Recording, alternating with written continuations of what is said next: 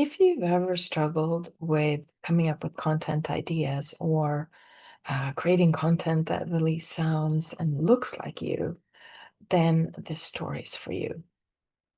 Um, I was reminded yesterday about a road trip I took in South Africa to the ancient kingdom of Mapungubwe. It's not a kingdom anymore, but it's the site is still there, and they found, for example, a little golden statue of a rhino there. But anyhow, I was working on this book. It's a photo book called On the Road to Elephants, and I wanted the perfect ending. And so I'd been reading about this rock painting of an elephant, and that really fit so well with the narrative, and I was very curious about that. However, even though I had seen little notes scattered here and there about this rock painting, when I called to inquire, I was told no, there's no such thing, they don't exist anymore. But I had the feeling that I was going to find it. So I went on this trip. And this is a story that kind of ends with something that is going to show you that we as humans innately actually really know what our story is about, whom we're here to serve, and how to express that in visuals and symbols. So I'm going to read about oh, this is kind of a cool sign here on the back, isn't it?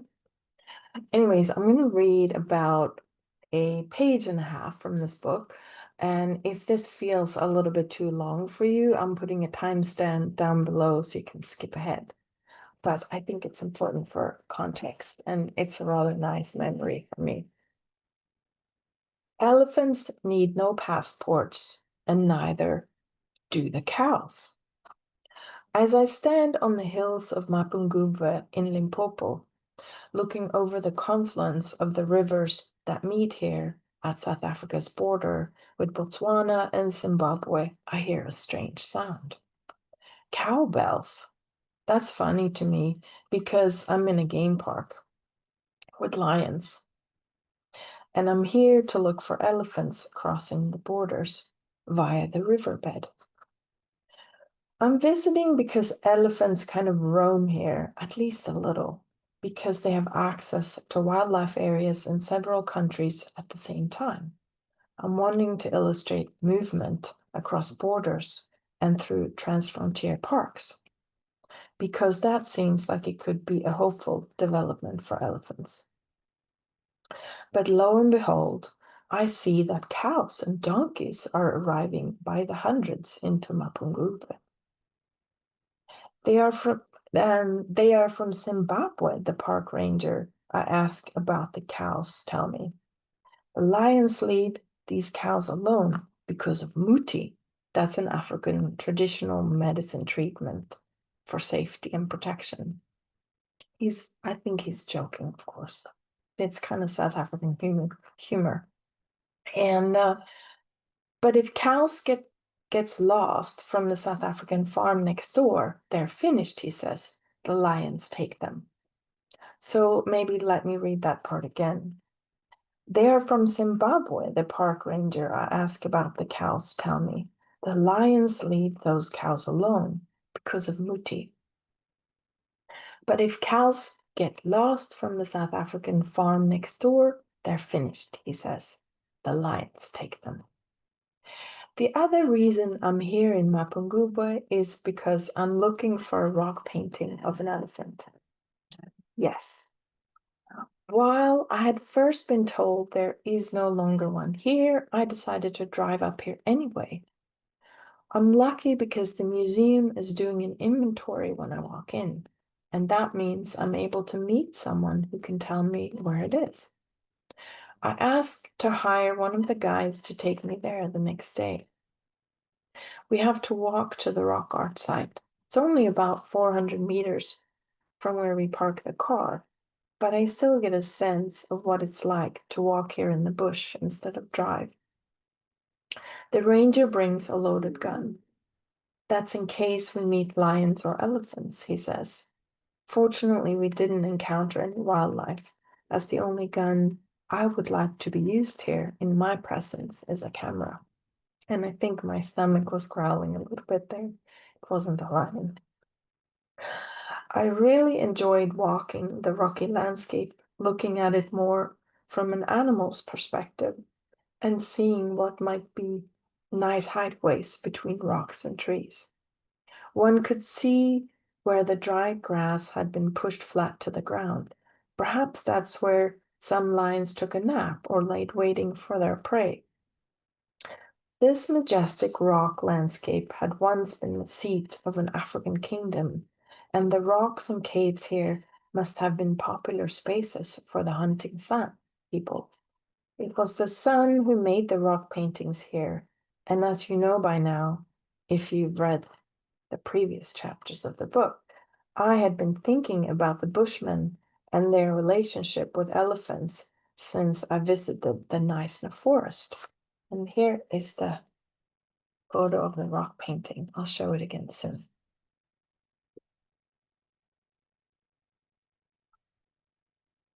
No pictures here.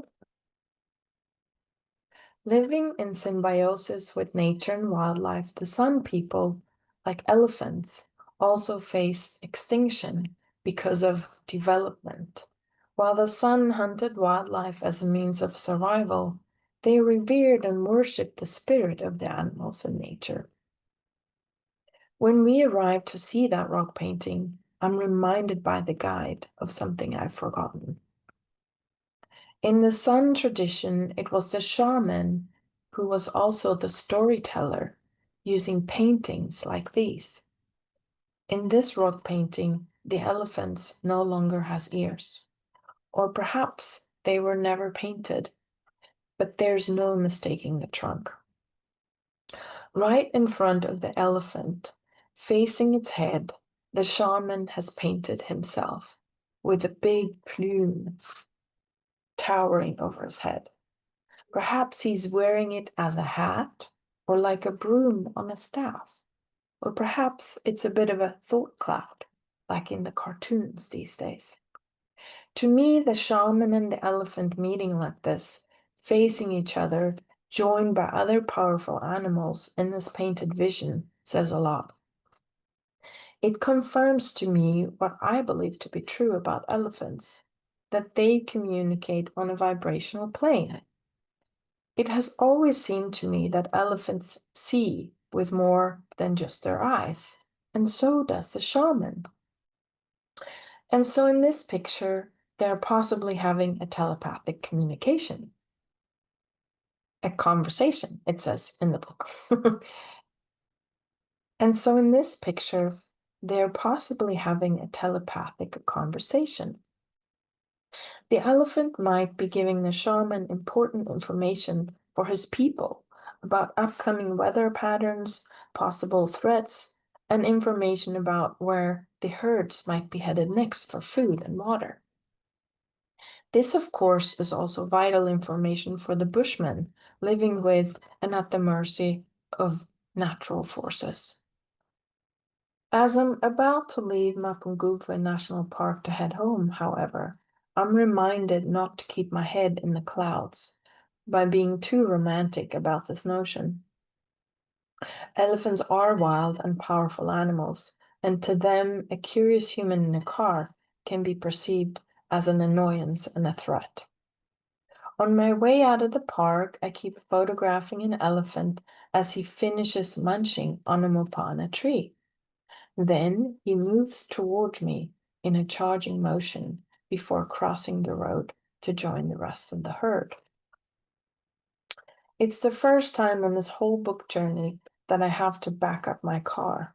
It's usually best to be still and not to move at all.